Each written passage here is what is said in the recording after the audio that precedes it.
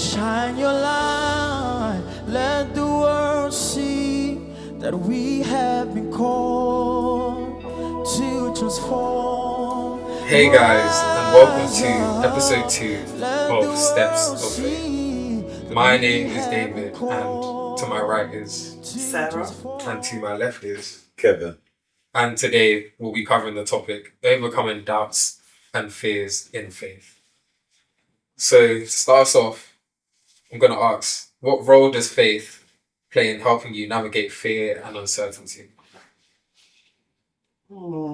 That's a bit of a heavy question to start off with. Let me like But okay, so looking at it from a biblical perspective, I'm gonna use Jeremiah. Jeremiah as an example. So the first chapter of Jeremiah can be what's the word? Interpreted in many different ways. Okay. And one way to interpret it is the fact that Jeremiah at the start will say to God that, oh, I'm too young for me to be going to the tribe of Judah to talk to them and everything. Right? And you can see that as him having that fear of the fact that obviously I'm too young and you're sending me to go do something that I'm too young for and everything. And also the uncertainty of how that would play out. Now, God's reply to him was, I knew you before you were even formed in your mother's womb. And he said that I will show you that which you want. That which I want you to say to the child of Judah. Obviously, I'm paraphrasing. But the essence in itself is the fact that even though at times we may be in situations whereby the future on the road looks bleak, it's about, having that faith in God that He will actually help you through it. The same way He helped Jeremiah. He revealed to him what to say to the child of Judah. And indeed he did. He said to Jeremiah that you're not too young for you to go do that mission I gave you. And indeed, he wasn't. So I guess at times it is mainly about genuinely being so firm in your faith for you to actually go out there and, not be scared or be uncertain. But it is hard at the start. That is the honest truth. It is hard at the start. Can you repeat that, please? Question. So the question was, what role does faith play in helping you navigate fear and uncertainty? I feel like in order to overcome fear, you need to have faith, because I feel like faith also implies a lack of obedience and a lack of trust in God, where you know that God wants the best for you, and He wouldn't put you in a situation where you're lacking of anything. So I don't know how to put it into words, but why would you fear of failing when you if you have faith in God? No, guys, this is not making sense. Keep going. I lost my train of thought. Why would you have faith in God if you have a fear of failing? That's what you ended off with. Yeah, that's basically. Okay, yeah, that's fair. I agree with both these points. Me personally, I feel like faith is a perfect remedy to fear. It's a literal flip of it. So you fear because of all of these different things and facts that you know. Mm-hmm. You're scared of fire because you know it can burn. Mm-hmm. You're scared of fighting this person because you know they're bigger and they're stronger than you. Yeah, definitely. However, faith almost does the opposite. It tells you to trust God and understand that He knows more than you and He can do more than you. And in His able hands, you don't have to stress. So almost in that one single fact, no matter how scary and crazy the other set of facts look, just having that one single fact trumps anything that you could think of. Mm. So I think placing your faith in God ultimately flips any situation that you could ever find yourself in, no matter how fearful. It's always easier to say it, though. Yeah, it's Honestly, true. it's always easier to say it than do it. Yeah. Because whenever you find yourself in a situation, that's when sometimes you might go like, well, not even you might go like, you might forget. Yeah. Like, and that's the importance of actually like equipping yourself with His Word daily and making sure you actually have that connection. And I with feel, Him. and I feel like when you live in fear, that's all you're focusing on. You just focus on your fear. You're not thinking like, oh, I still have God. So sometimes you just need to remind yourself that you do have it. Yeah. You know, I think I had this one time. I read it somewhere whereby someone said that they stopped fearing and started having more faith because the moment you start fearing, it's like you're worshiping the fear. Mm. You're worshiping Actually, the fear. that makes sense. Exactly. It does. So at that point, it's like you're making a whole different entity out of the fear. You get what I mean? But yeah. Yeah, it kind of loosely links to, I think you mentioned like obedience Yeah. before. Almost you say and you read and you know that God is bigger than anything, than anyone. Yeah, you find yourself in a situation and you're not willing to go to Him. Yeah. When you know He's the remedy to your issue. So sometimes it just takes running to Him first, even though it's harder said. It's easier said than done. Yeah. Harder said. Harder said. Okay.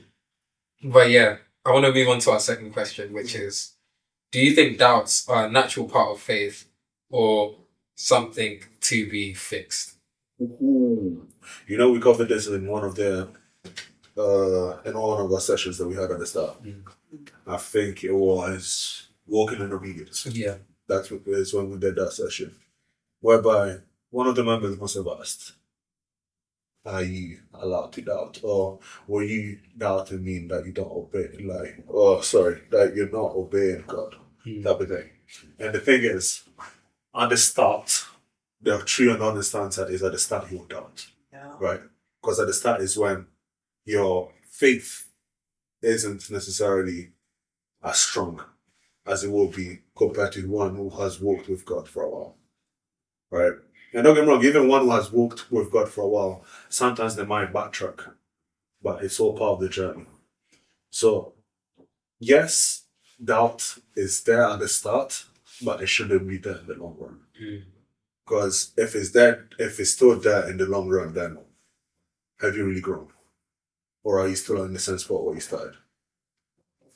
That's the one thing whereby that you actually have to think about. So like, if I'm still doubting after walking with God for a while, or more like being in His Word, knowing what His Word says and everything.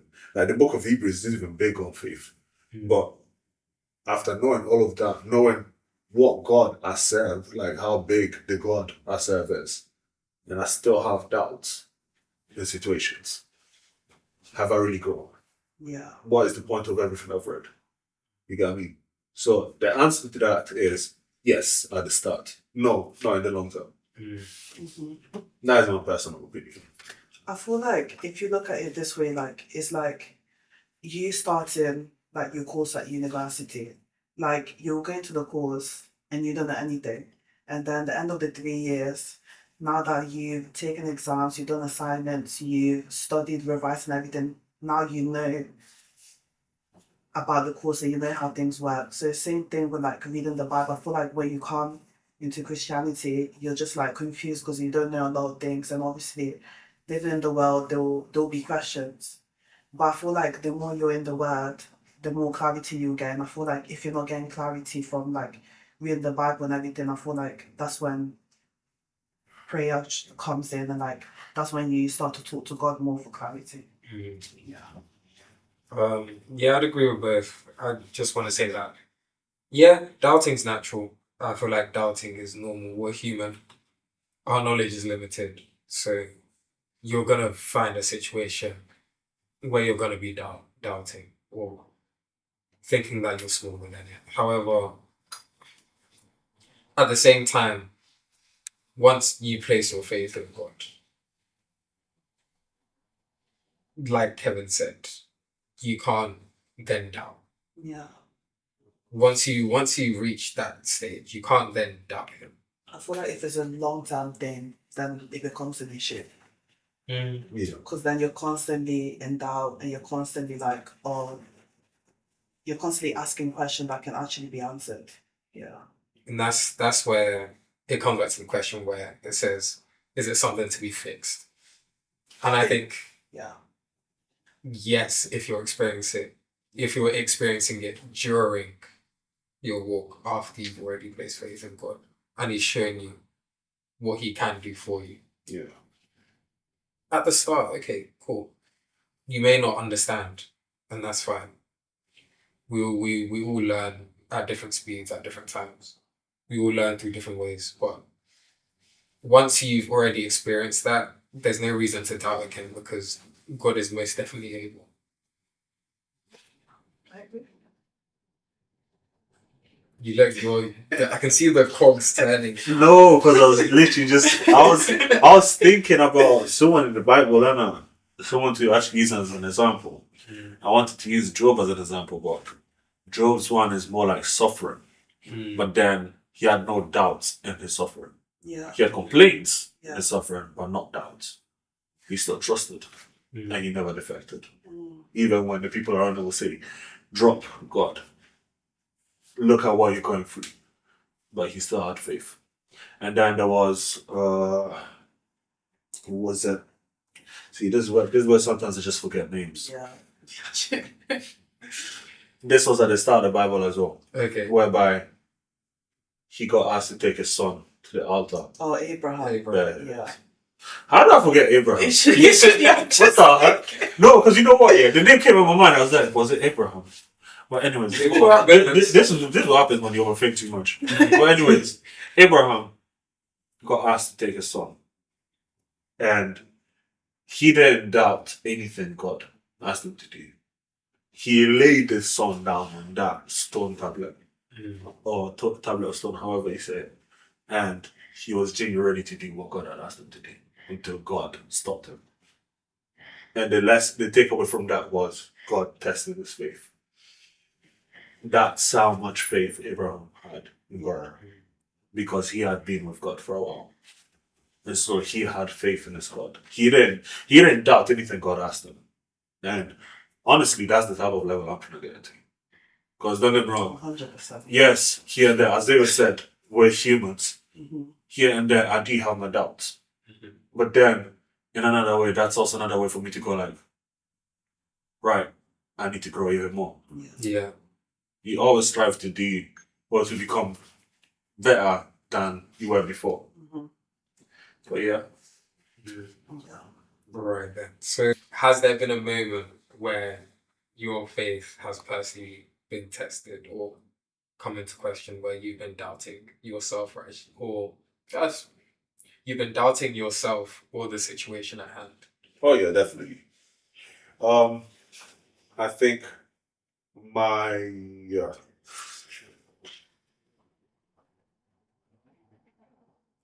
my hardest one yet, or rather, the one time where I actually felt that my faith was tested hard was probably last year. So last year, two people that I knew, I know, two people I knew died. One in June, and one literally around this time last year. Literally, the devil 1 year anniversary will be this Saturday. And after the second one, I remember thinking to myself that what the heck is this? Because I remember during the actual funeral, the master asked me to actually stand next to casket. Because up until then, I still couldn't believe in myself that, it had happened. Because I was told what had happened. And I knew he was in the hospital as well. But from the way people were saying it, I thought that he's going to get better. But then, all of a sudden, he's dead. Same thing with the one that died early in the year, whereby he just left home, never came back. And so I remember thinking to myself, God, why? Like, me personally, I was there like, these people haven't done anything. Like, why? Just why? Type of thing. And so, for a good while, I was actually shaking.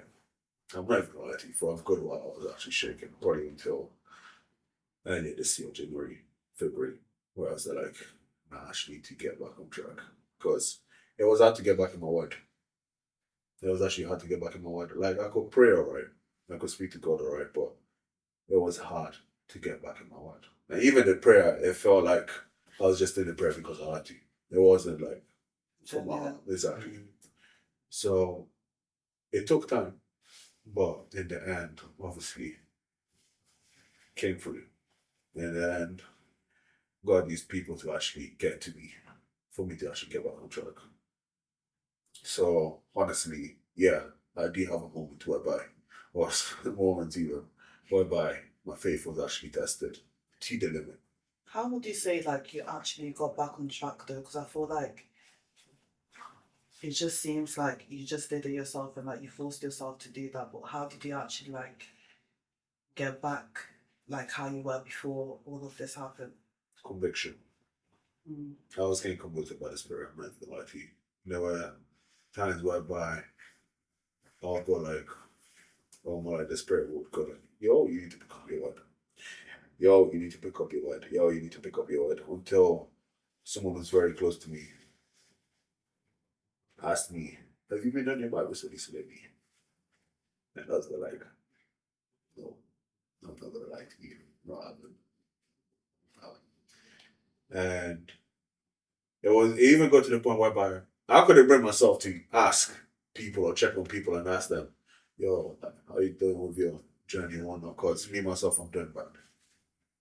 Because obviously then I'm a hypocrite. You know what I mean? So I myself, I couldn't go out there and go like, oh, how you doing with your journey and whatnot, blah, blah, blah. How's your prayer life? How's your life in the word and everything? What me myself was struggling. Yeah. So I couldn't even do that, but it was genuinely the Spirit convicting me, and that one very close person that asking me, oh, but if you don't get Bible studies, when was the last time you did Bible studies? For me to go like, I haven't. And I feel like sometimes, even though I knew that I had to do it, it took someone asking me and me actually saying it out loud that I haven't, for me to be even convicted even more. And from there, obviously, I started getting back on track. Like, don't get me wrong, it wasn't consistent. Like, even right now, trying to be consistent. But definitely back on track. That's good. Is it better? Yes, definitely. And I did notice that in a time where I wasn't back on track, the thoughts that were in my head, they were definitely not good. Yeah. Definitely not good. But I feel like also navigating that, like when you're a Pensa exec and like you're leading at Pensa, you're just like, okay, I'm doing this here, but then I'm low-key slacking in my personal life, and you're just like, you low-key have to, do you low-key have to force yourself to like get back on track? Yeah. see, about leadership, it's about being able to not only stand in front of our fellow brothers and sisters, but being able to walk what it is that we're preaching. That's the big thing. And I believe that's one of the main things like I was emphasizing before we even start the semester as well, that, you know, we have to make sure that the things we're preaching, the things we're sharing with them, we're not only just saying it or like preaching, but rather we're actually walking that life. Yeah. Exactly. Because at the end of the day, we're serving them, yes, but we're also serving as an example as well to them. So it's not only about they hearing it, but they also have to see it as well. But yeah. And that's one of my situations where I was fearful. Like when I was presented with becoming an executive, I thought, well, what if I'm not ready spiritually? What if I'm, Yeah. you know, what if I'm not perfect to the eye? That when someone looks at me, if I'm falling, will that cause that other person to fall as well? Yeah, because you're basically an example. That's why I try to be as transparent as possible as well. Yeah. So I'm not gonna stand there and tell you all of this and say that I'm doing it. Yeah. I'll tell you I'm trying. Yeah. Like honestly, most of the times I've been up there preaching, I always say I'm trying because I am. I'm not gonna say I'm perfect because I'm not. Ain't nobody is. But I really am trying. Could I try harder? Oh yeah, 100%. I think that's all of us. I think There's that's so many distractions. But exactly that. But even then, it's about discipline. It really is about self-discipline. Yeah. So if you really do put your mind to it, it's doable. The same way if we put our minds to get assignments and revision done. Well, if the deadline is tomorrow, you'll be from the library from the AMs all the way to another AM. So that same way, that's the same mindset. Shift over time. Exactly, man. That same mindset is the same mindset you should be putting on Christ. Yeah. But yeah. Yeah, you were saying your thing. Yeah, sorry. my bro was thinking the I almost lost my train of thought there. Bless you. It was PTSD from those long nights, man. I had serious PTSD. But yeah, as I was saying, it was almost my faith that, okay, if someone sees me as suitable for this role, then even if I don't feel readily equipped now, I will be equipped by the time I reach that time, that I reach that point. Or I will be equipped during my journey in that role. And slowly but surely, I feel like I've become a better exec because of it. I could have sat there in fear and felt like, oh, well, I'm not holy enough, I'm not clean enough, I'm not righteous enough currently to even lead others. But instead, I'm looking at myself and going, okay, I'm not today, but I'm talking to myself and everyone to be like, we will be tomorrow. And in the day after that, even if it doesn't come, we'll continue trying and working to be equipped to have that faith, to be better than we were the day prior. So yeah, it's almost like out of that situation, my faith is what carried me through. Yeah, for that, as long as you're actively trying, that's what matters. Because faith is great when you say, oh yeah, I have faith. That would be fun. I feel like it's so loosely. Yeah, because you can have faith in something and almost, especially with God, it feels like you can have faith in God and you almost warp the fact that you know that he can do all things to, I'm not going to try, he'll just drop it. Yeah.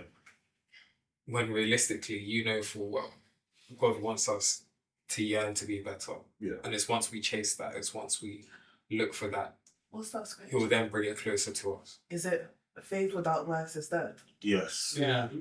Exactly. I feel like because we think like, oh, God can do this, God can do that, I don't need to do anything, but you do have to work for it. Like, you do have to actively You have to live. Exactly. God to make that change. Yeah. Agreed. Because you can be frozen in fear, but you can also be frozen in faith. And I feel like sometimes you lie to yourself, you're like, oh yeah, I do have faith, but you're actually living in fear. And you're living in a lie. And you're living in a facade. Because true faith moves, I'm not going to lie. No, because I feel like a lot of people live in a facade that they actually are faithful, but they're not. And they're not working on building their faith. As you said, true faith. The Bible says, faith as small as mustard seed can move mountains. And literally, I've seen miracles happening right in front of me, even in church, whereby the leaders will literally pray for someone to be healed. Like there was one of the members whereby her knee, right, was slightly, or her leg, let me put it like that, was slightly smaller or shorter than the other one. So whenever she was walking, she was limping. They prayed for her. she wasn't a bit more after that. And I was like, what the heck? Yeah. As long as you believe. Like, I was like, what did I just see? And don't get me wrong, I thought I had faith up until then. And I had faith that, yeah, cool, that would happen. But there was a small part of me that was like, will it? Until Yeah. it genuinely happens right in front of me. There is that little bit of that. Exactly. And that's where, even as I was saying this just now, one of the things that Jesus said to his disciples was that, why is it I've got to do works for you to actually believe?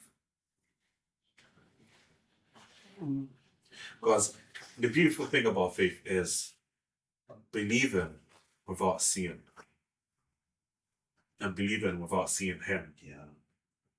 But do you think that sometimes when you see like miracles happening, like things happening to people, it builds other people's faith? Yeah, definitely. Like I feel like it's not better like that, but it does help people. It takes a personal encounter for people to Yeah. actually believe. That's why, even as leaders, we plant the seeds, but the harvest is for him. Like, the growth and everything is for him. So, even though we planted the seeds, the encounters and everything else, that will be all God. Because our job is for us to actually let them know of that. Same thing when we evangelize. We evangelize, and pretty much the idea is for them to be aware, but then we can't really force it on them. So then the whole point is for God to do his thing after that. Well, considering all we've spoken about, is there any piece of advice that you would give to anyone struggling with issues with faith or doubting? Right. So from experience, speaking from experience, my only advice is, even though it's hard, even though you might find yourself thinking that, oh, yeah, I definitely can't do this, or I don't see a way out of this, never stop having faith. That is the big thing. Never stop having faith. And with the moment you have a doubt, go straight to the word. Or even talk with God. Like, I think sometimes we forget, yes, he's our creator, but he's also a friend. Yeah. He is also a friend. And so, the same way, if I'm having an issue, I'll go to my friend. Say, I go to David and say, yo, this is also happening. Like, heck, I called Caleb earlier today, ranting, go like, yo, this is what's just happened. And that was even to do with a software. Yeah. But putting that aside, it's more about being able to go to God with the situation that you've got at hand, going like, this is what's happening. And you know, the good thing about that is the moment you do that, you feel at peace. Yes. You You feel have no like more faith. you I mean, so, actually work. you have no more fear. Wow. You have no more fear, guys. No more fear. No more fear. You're not anxious about it. Because that's why it says that the peace that transcends all understanding will cover us. So generally, I personally, after unloading everything I've got in my heart to God, I feel at peace. Same, guys. Like, It does help. generally, I don't worry anymore. I don't worry anymore.